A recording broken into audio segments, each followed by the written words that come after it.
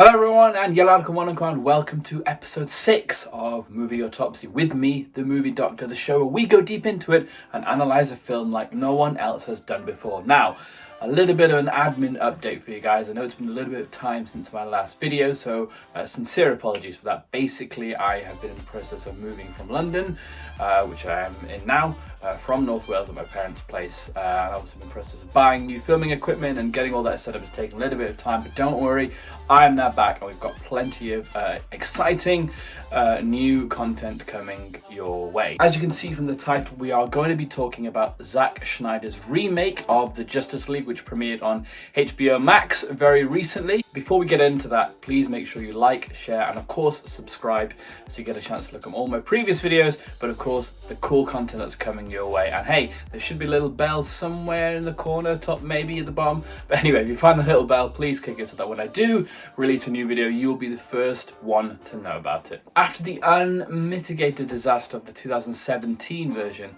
how does the 2021 version stack up? Is it a thumbs up or is it a thumbs down?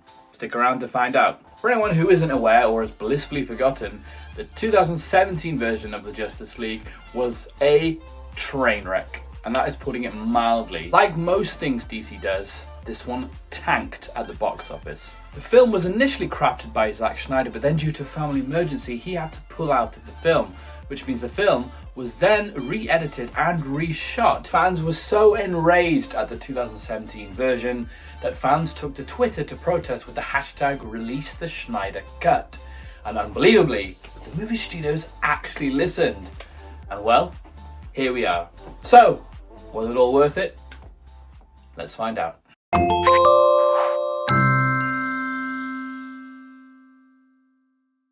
Superman, played by Henry Cavill, is now dead after the events in Batman vs Superman, and an evil warrior named Steppenwolf has come to Earth to collect the 3 mother boxes. These mother boxes contain an endless source of destructive energy, and when they are brought to a unity, essentially, they'll destroy the world. So Steppenwolf himself actually serves Darkseid, who is like the head honcho, alien man, mafia boss thing. He's like in charge, he's at the top of the...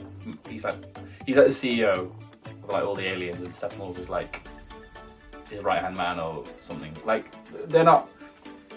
Steppenwolf serves Darkseid. Ben Affleck, played by Batman... No, sorry.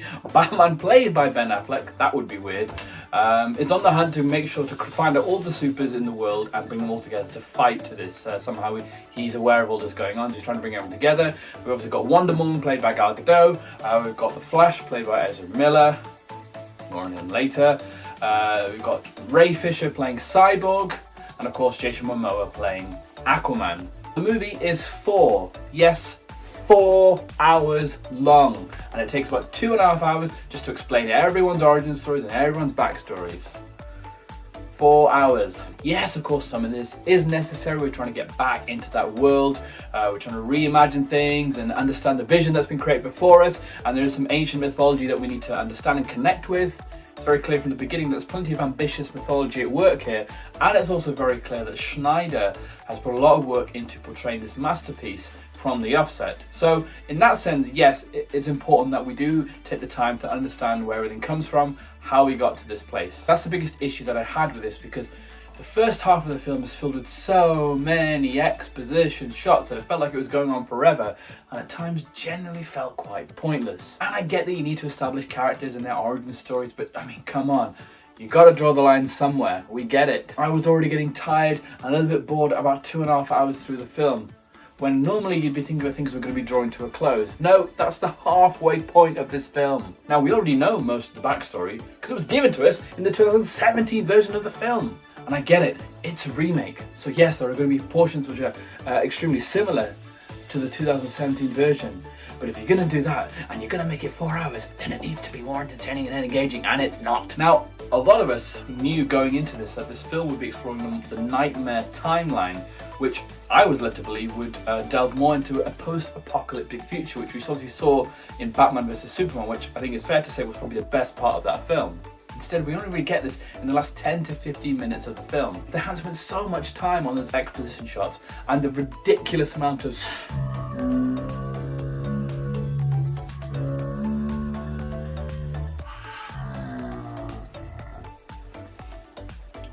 annoying, isn't it? If they hadn't spent so much time on those things, we could have got to the final battle a lot quicker, and we could have spent more time on this ill-fated future, which would have definitely increased the enjoyment of this film tenfold. And a lot of it is hugely rushed as well. We go into a lot of detail talking about Cyborg's backstory, and then revealing how he essentially has the power of the universe in his hands, or he's a capability to control everything, and then it's never touched on again. Aquaman spends the majority of the film declining Batman's request to join the Justice League, and then he joins it just like that.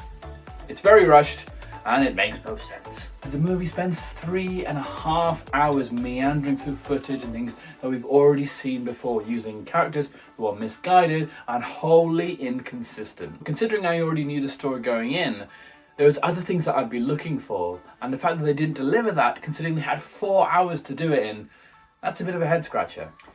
This film really feels like a poisoned chalice. In terms of a rating, all I can really give this is a 5 out of 10. I honestly felt like I watched this for the sake of watching it, and as I said, 4 hours long with very little to justify that length in time.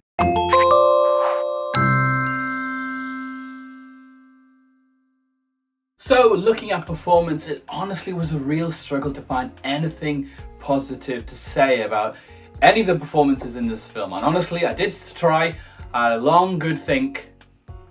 Well, here we go. The cast is comprised of some big stars, but yet again, this film is devoid of any personality, any humour, and any form of originality. Ben Affleck has the personality of a shoe, and he's still doing that deep Batman voice that everybody has come to know, even though everybody around him knows who he already is. If it wasn't obvious already, this is a terrible fit. The last time we saw something fit this bad, OJ was trying on that glove in court.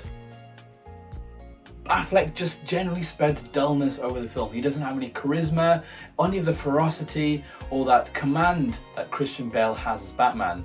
And his attempts at humour and old school wisdom just make Batman look old and, yeah, just really unentertaining. Ray Fisher is Cyborg, and Cyborg is actually a very pivotal character in this film, and they go into a lot of detail about his backstory, far more than they did in the 2017 original. And it's clear that he obviously said he's very pivotal to the outcome of this film and the general story of this film.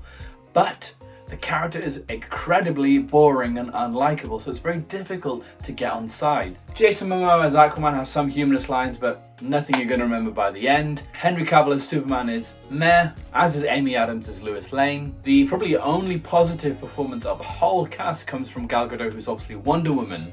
She basically carries the film on her very, very lovely shoulders. The biggest negative point, and undoubtedly the most irritating part of this film, comes in the form of Ezra Miller's The Flash.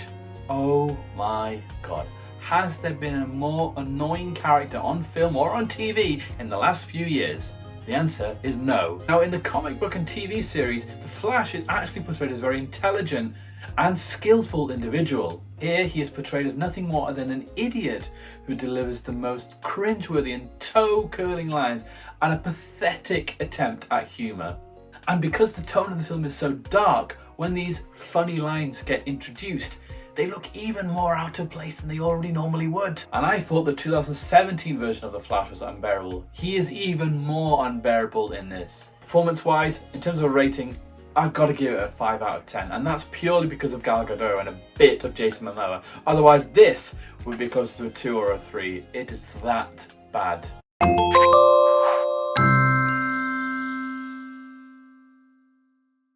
Now, so far, I've been pretty negative about the film, and to be fair, it does deserve that. Direction and cinematography do showcase some more positive aspects in the film.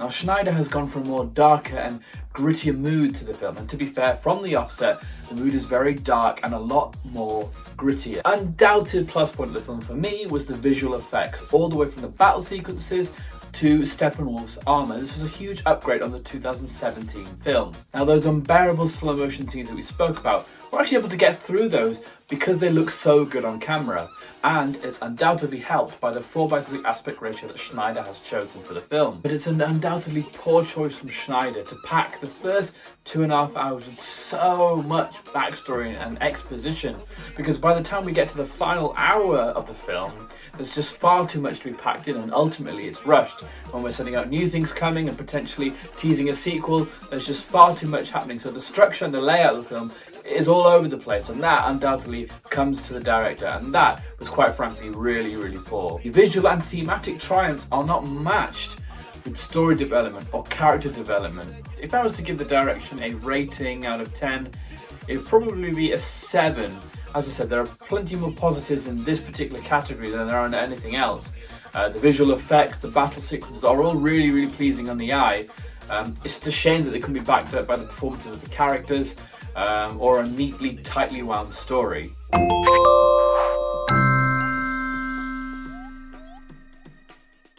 Sometimes a good soundtrack can elevate a film. A bad soundtrack can tank a film. The music in this film is so goddamn annoying. It's so out of place. It is horrendous. 2 scenes come to mind. The first one is when the Flash is first introduced to us. We see him applying for a job, and then we get to see a glimpse of the cool thing that he does, that he's so quick and everything goes into slow motion, but actually he's moving really fast, and that's just how we see things. And for some bizarre reason, the music that is playing to accompany this is a weird indie track that does not fit the action whatsoever, and it makes the whole scene incredibly infuriating. I mean, the Flash is irritating enough as it is, but at least there's a bit of respite when he starts doing the Flash runny thing, and then they ruin that as well by putting a wrong song in there. Oh god. They do the same thing later on when Aquaman is leaving a bar and he's walking into the water, and there's a storm blowing and there's waves crashing everywhere, and he's got a bottle of whiskey in his hand, and Jason Momoa looks really heroic and really cool. And they play another weird, peppy acoustic indie song over the top of it. I genuinely thought a YouTube video was playing in the background. Nope. That was the song they chose to go for that scene.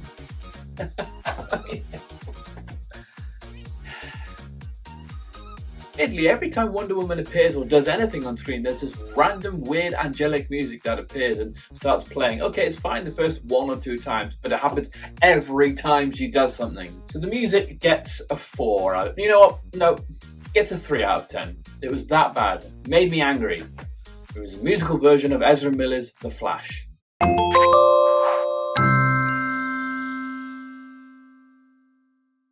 Impact. Well, this is a difficult one, because the impact of the 2017 film was, we hate this film so much that we want you to try again. Apart from Wonder Woman, DC has really struggled to make hit films, and therefore justify a sequel. And I am not sure that enough was done in this film, especially with the resources and time they had, to justify a sequel. The movie lacks everything that Avengers Endgame has. It lacks charisma, it lacks personality, it lacks so many things.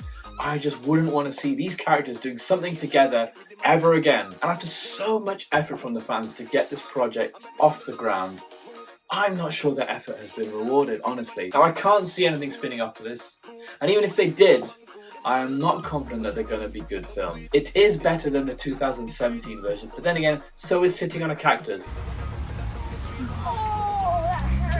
Packed, we'll go with 6 out of 10. I can't justify giving any higher than that. I can justify going lower, but hey, 6 out of 10. Overall rating, yeah, again, I'm going to have to go with the 6 out of 10.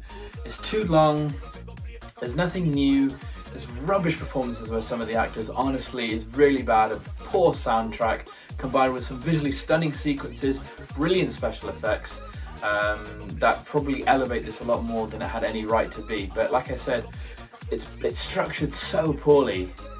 And honestly, it was a chore to watch, and I just didn't understand what they were trying to do. Like, why we had to spend so much time laying things, and it was structured properly. This might have been a much more enjoyable film, but because they've started that way, and 2.5 hours in, we're still explaining things and setting things up, it just meant that the last hour or so was really going to suffer, and suffer it did. I would say do watch this film, because obviously it's quite, monumental in terms of what it is and the name of the film and the obviously the comic books and the TV series are a huge deal.